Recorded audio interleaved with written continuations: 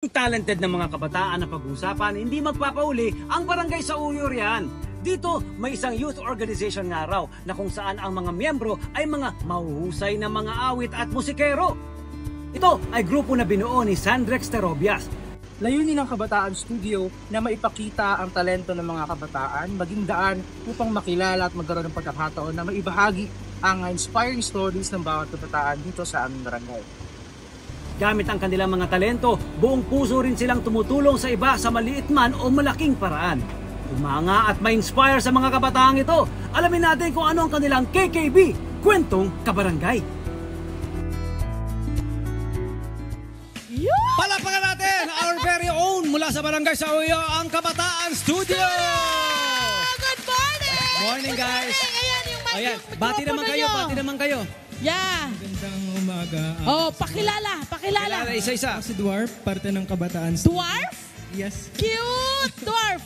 Dwarf? Bro, ikaw naman. My name is Sandrex Terobias. Sandrex! Halika rito, lapit. Lapit sa mic. Lapit sa mic! Magandang araw po, ako po si Jerwin, member din po ng Kabataan Studio. Yun, next! Magandang umaga po, ako po si Julius Kumidlod, basis po ng Kabataan Studio. Parang si Julius, matindi to eh. Ayan, ito rin, ito isag to, sige. tahimik lang to. Umaga po, ako po si Carl, member ng Kabataan Studio. Ayun! Alam mo, Bren, natutuwa ako ngayon Oo. dahil yung mga kabataan natin, bukod sa napaka-talented, nag-iisip na rin sila kung paano magkakaroon ng purpose ang kanilang buhay, ang kanilang talent, paano sila makakatulong. Napakahusay. So, pwede nyo ba ikwento sa amin itong inyong pinagsimula ng grupo ninyo? Oo, kayo muna. Paano kayo nagsimula? Paano kayo nagkakilala? Kayo ba'y magkabarangay, magkapitbahay, Ayan po. Kami po ay isang youth organization po. Hindi lang po sa Barangay sa Uyo, kundi open po kami sa lahat ng bahagi po ng Quezon City. At nagsimula po kami year 2018.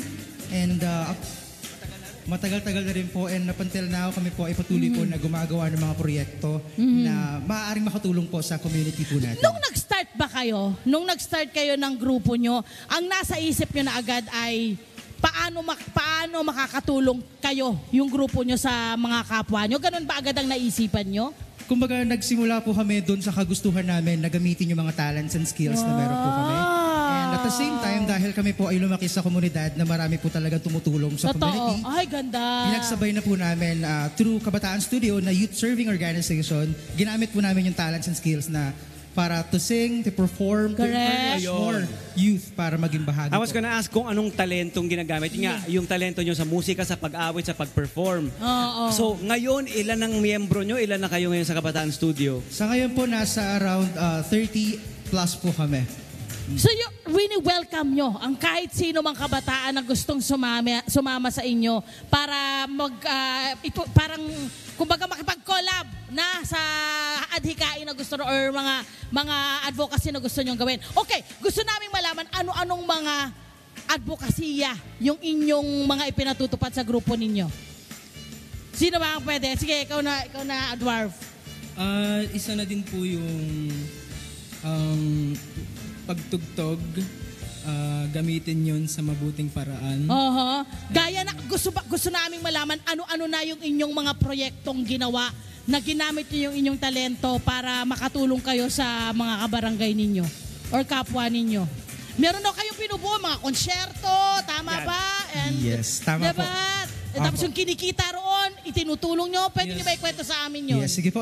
Siguro po yung maituturing namin na isa sa pinakamalaking activity na ginawa po ng Kabataan Studio. Nitong nagdaang pandemic po, kami po ay nagsagawa ng isang online live jam for a cause.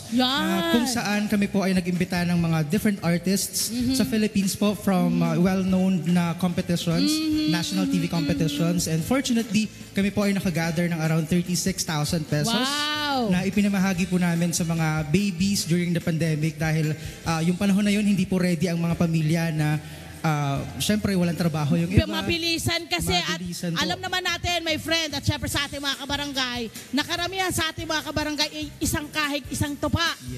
Pag wala kang trabaho, wala kang kikitain. Opo. So yun ang ginawa ninyo. Opo, ito po ay para makapagbigay ng mga milk, ng mga Nice. diapers nila and also Bakit nyo tinarget ang mga baby? Anong napansin nyo? Opo, kasi nung time na pandemic, kasagsagan po ng COVID-19, karamihan po sa mga babies talaga yung pinaka-vulnerable, bukod po sa mga senior citizens po natin. So, naisip namin, syempre may mga kabarangay po tayo ng mga bata talaga na dapat natin tugunan din po yung pangangailangan nila. Bukod daw doon, my friend, meron din sila mga tinutulungang may cancer. Pakwento. Tama po. Ditong pong nakalipas lamang po na mga buwan, kami po ay tumulong sa mga typhoon victims, mga fire victims po, at saka yung may mga lung cancer po na humihingi po ng tulong sa Kabataan Studio. Kapag meron po kaming libreng pagkakataon po o oras after po ng work, ng school, doon po namin ginagawa yung mga activities na makakatulong po sa community. Okay, good. Very good. So, saan-saan ang mga Venue. Lugar. venue nyo, saan kayo nagkukonserto, ayan, saan kayo nakakatulong? Yes po. Luckily, very supportive po ang ating mga kasamahan dito sa community dahil different places like covered court, open spaces, kahit mga private spaces, pinapahiram at pinagagamit. Libre po ang kuryente. Libre. Sa pagpapagamit po nila. Okay.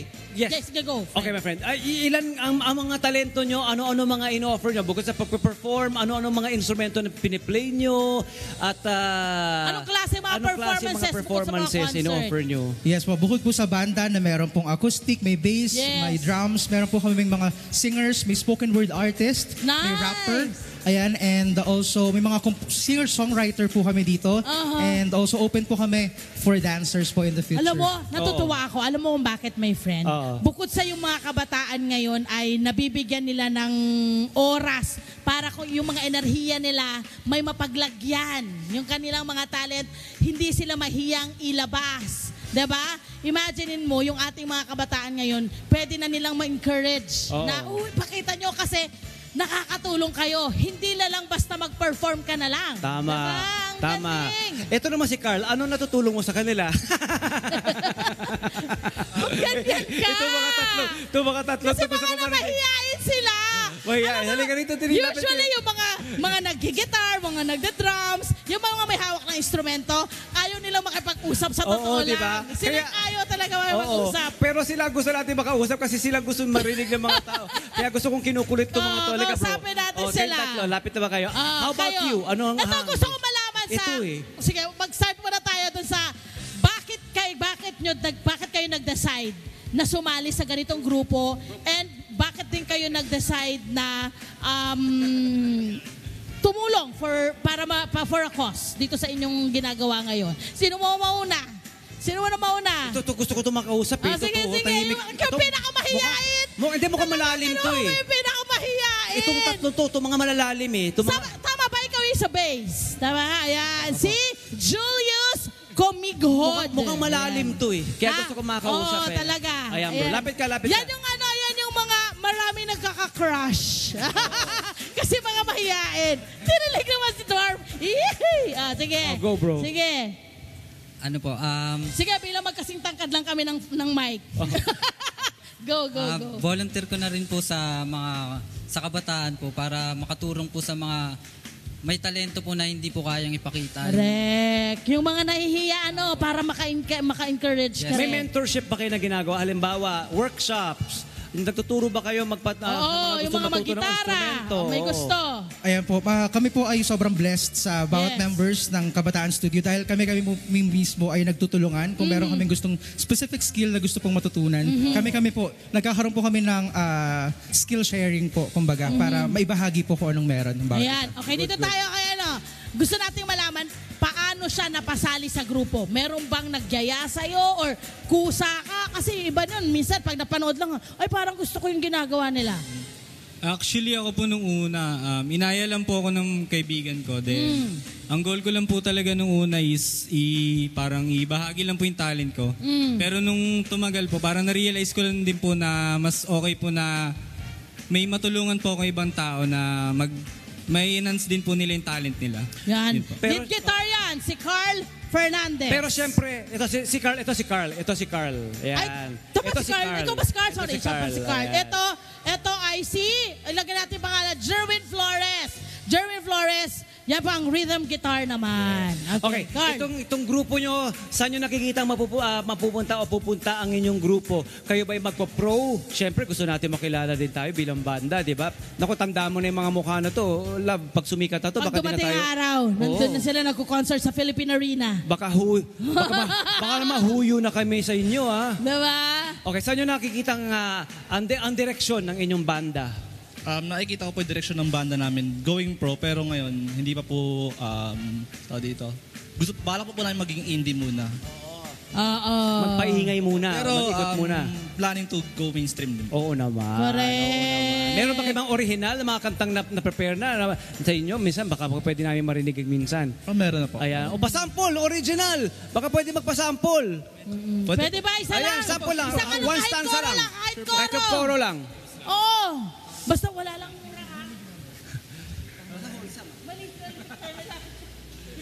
Ayan, sa mga nakikinig sa Radyo Agila, ang ating grupong Kabataan Studio mula sa Barangay sa Uyo ay isang up-and-coming na banda at talaga naman proudly taga-barangay sila, Barangay sa Uyo. At meron sila mga original. Ang magandang kanilang advokasya kasi nga bukod sa nagpe-perform sila sa mga live venues, tumutulong sila. Yes. Nagme-mentor sila Diba? sa mga kabarangay natin. O, go. Napakagandang gawain, no, para sa ating mga kabataan. At syempre, ang nasa puso nila ay makatulong. Okay, ayan na. Oo. Eto na, alauna na, hindi bago ang istorya, ganun pa din, ikaw pa rin, hinahanap ka. Ang sweet! Meron yun. Ngayon mo lang ba ginawa yan? Sisikat yun, meron. Matagal na. Anong titulo Anong ng title awitin nun? mong yan? Alauna po. Ang ganda, Alauna. meron. O, tandaan nyo yan, ha? First time nyo narinig dito sa LT yan, ha? Dwarvelo at Chomelo. Ang ganda naman ang apelyido mo. Dwarf. Kaya maraming salamat. Apelyido, kakaibang pangalan. Okay, so ang tanong natin ngayon, ano bang future plans natin para sa organization Sa nito? organisasyon naman, sa advocacy yan ninyo. Ayan, sa advocacy Sa tingin natin. nyo ba, magtutuloy-tuloy? Paano ba makasali? Ayan. Yon. Para sa mga nais pong sumali sa Kabataan Studio, wala po kaming masyadong mahigpit na requirement as long as ikaw ay dedicated, open to help the community. Kahit wala po masyadong skill na existing, willing po kaming Wow. kayo ay tulungan para maging bahagi po ng Kabataan Studio. Ang direction po nito, looking forward po na mas lumaki pa po ang ma-reach ng Kabataan Studio para mas marami po tayong matulungan sa community natin, Yes. especially mga kabataan. Message ninyo sa mga kabataan ngayon. Sino ang gustong magsalita? Anong mensahe ninyo? Nakikita mo na naman yung mga mahihiyain natin, mga kabarkada. nonchalant Mga kabarangay dito, sabi na nung isa, ikaw na. Yan talaga, ganyan talaga, may mga misteryo. Okay nga, bro. Anong mensahe kay XCS? Kabataan Studio, yan. Kabataan Studio. Ang mensahe po namin sa mga kabataan, hanggat meron po kayong pagkakataon, may oras po kayo kung kayo man po ay estudyante o mga nagtatrabaho, kung meron po kayong willingness na makatulong sa community natin, gamitin po natin ang pagkakataon dahil sabi nga po ni Jose Rizal, di ba, na kabataan pa rin talaga ang tunay na pag-asa ng bayan. So Okay. meron tayong magagawa sa ating mga simpleng pagkakataon. So sulitin po natin. Ang ganda kasi Maraming musika. salamat, Sandrex Terobia. Siya naman po ang studio leader or kabataan studio leader. Congratulations sa inyo. At Thank you. maraming salamat, Maraming salamat sa inyong ginagawa para sa ating mga kabarangay. Sana'y magtuloy-tuloy yung mitiin ninyo. At syempre, sana'y magtuloy-tuloy ang inyong pagiging pagsikat. Diba? Or kung ano man ang goal nyong gawin. Hello po mga Kanet 25! Si Kuya Tony Pet po ito mula sa Love, Tony Pet and Everything. For more Love, Tony Pet and Everything updates, just click on our subscribe button and follow us on our Net25 social media pages at Net25 TV and at Net25 Entertainment Facebook. Magkita-kita po tayo!